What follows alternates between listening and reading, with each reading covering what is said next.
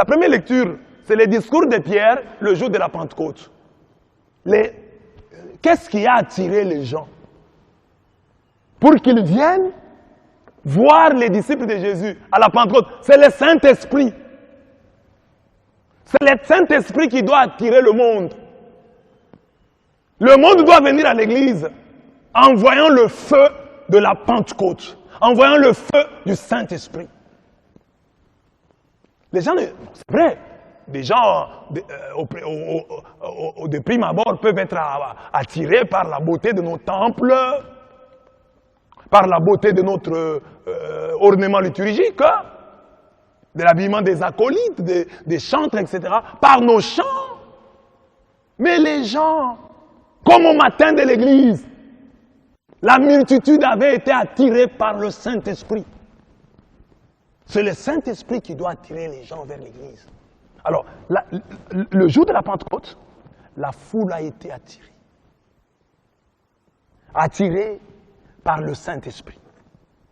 Émerveillée par le Saint-Esprit. Cette foule qui avait accouru pour voir l'église naissante pouvait se poser la question sur la répétabilité d'une telle scène en sa vie. La foule qui est venue. Est-ce que ce que nous voyons ici peut encore se répéter? Est-ce que c'est l'expérience qu'ils sont en train de vivre, nous pouvons aussi la vivre? C'est alors que Pierre répond. Pierre leur dit, repentez-vous, convertissez-vous, soyez baptisés, et vous recevrez alors le don du Saint-Esprit, car c'est pour vous qu'est la promesse, ainsi que pour vos enfants et pour tous ceux qui sont au loin, en aussi grand nombre que le Seigneur notre Dieu les appellera. Donc il dit, le Saint-Esprit, ce que nous venons de vivre, la Pentecôte que vous êtes en train d'admirer dans nos vies, elle est permanente. Elle est là aussi pour vous. Vous pouvez l'expérimenter. Vous pouvez expérimenter la puissance du Saint-Esprit. Vous pouvez expérimenter l'onction du Saint-Esprit. C'est à votre portée. La promesse est faite pour vous. Écoutez, mais même pour vos enfants qui sont restés à la maison. Et même pour tous ceux qui viendront. Qui viendront répondre à l'appel du Seigneur. Le Saint-Esprit est là, disponible pour eux. Voilà la publicité que Pierre a faite au matin de l'église. Il n'a pas dit, venez, vous serez guéris, vous serez... Non, il y a le Saint-Esprit. Il y a le Saint-Esprit disponible pour vous, pour vos enfants. Le Saint-Esprit. Parce que je le dis souvent, quand nous n'avons pas le Saint-Esprit, nous sommes guidés par des mauvais esprits. Pourquoi on l'appelle lui Saint-Esprit? Et les autres, les esprits impurs. Ou bien vous avez l'un, ou bien vous avez les autres. Vous avez le Saint-Esprit, ou vous êtes guidé par les mauvais esprits. Il n'y a pas de neutralité en matière spirituelle. Il ne faut pas être neutre. Moi, je suis neutre. Je n'ai ni le Saint-Esprit, ni les mauvais esprits. Non. Si vous n'avez pas le Saint-Esprit, vous avez de mauvais esprits. Alors vous devez avoir le Saint-Esprit, vous devez le chercher, vous devez chercher la plénitude du Saint-Esprit. Cet esprit que vous avez reçu à votre baptême, cet esprit qui a été confirmé à vous le jour de votre confirmation. Vous devez raviver son don en vous, parce que le don est là, il vous est donné, vous l'avez. Ravivez-le, prenez conscience de sa présence. Ouvrez-vous à lui, parlez-lui. Laissez-le vous conduire. Faites de lui le chauffeur de votre vie. Qu'il vous conduise. Parlez au Saint-Esprit. Beaucoup de chrétiens ne parlent pas au Saint. Ils parlent au Père, ils parlent au Fils. Mais ils n'ont pas de dévotion particulière envers le Saint-Esprit. Le Saint-Esprit est souvent le grand oublié de la Sainte Trinité. Que Dieu soit loué pour la grâce du renouveau charismatique.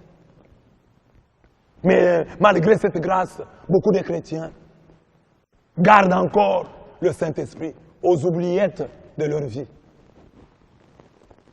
Cherchons le Saint-Esprit. Cherchons notre plénitude dans le Saint-Esprit. Soyez remplis du Saint-Esprit. Ne vous enivrez pas de vin, c'est de la débauche. Mais soyez remplis du Saint-Esprit. C'est ça l'aspiration d'un chrétien. Je cherche le Saint-Esprit. Venez, cherchons le Saint-Esprit. Ah, venez, il y aura le miracle. Non. Venez, cherchons le Saint-Esprit. Pour attirer les gens. Le jour de la Pentecôte, au matin de l'église, Pierre ne les a pas attirés avec les miracles. Il les a attirés avec le Saint-Esprit. Venez, vous allez recevoir le Saint-Esprit.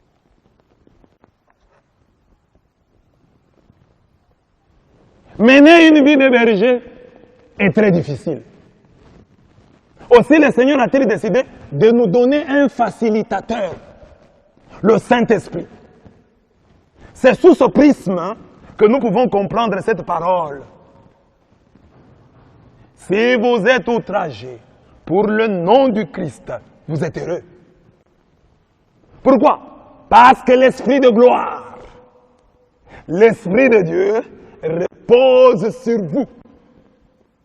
J'ai montré ici que le destin du berger est un destin fait de souffrance et de vengeance. Souffrance de la part des hommes, vengeance de la part de Dieu.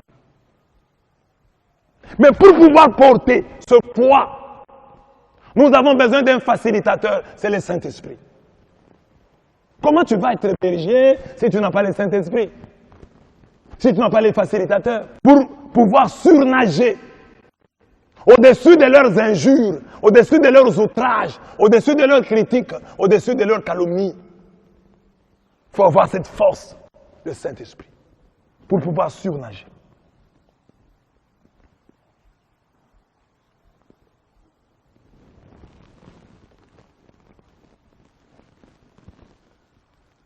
Que nul de vous, en effet, ne souffre comme meurtrier, ne souffre comme voleur, ne souffre comme malfaiteur, ne souffre comme s'ingérant dans les affaires d'autrui. Mais si quelqu'un souffre comme chrétien, qu'il n'en ait point honte, et que plutôt il glorifie Dieu à cause de ce nom. Qu'il glorifie Dieu à cause de ce nom. Un chrétien ne doit pas souffrir. Arrêtez comme voleur. Arrêtez comme malfaiteur, non. Les chrétiens, on doit l'arrêter parce qu'il a fait le bien. On doit l'arrêter pour le bon nom. Qu'il porte le nom de Jésus, qu'il a défendu. Pour la vérité qu'il a défendue. C'est pour ça qu'on doit l'arrêter. C'est pour ça qu'on doit le persécuter. Alors là, l'esprit de gloire va reposer sur lui.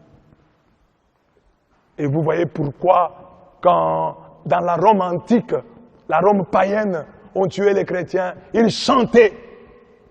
L'esprit de gloire était sur eux. Cet esprit qu'on avait déjà vu sur Shadrach, Meshach, Abednego, dans la fournaise de feu, ils chantaient. Le quatrième homme est descendu dans le feu. Cet esprit de gloire, on le voit en prison avec Paul et Silas. Ils étaient enchaînés, mais ils chantaient. Que l'esprit de gloire repose sur vous.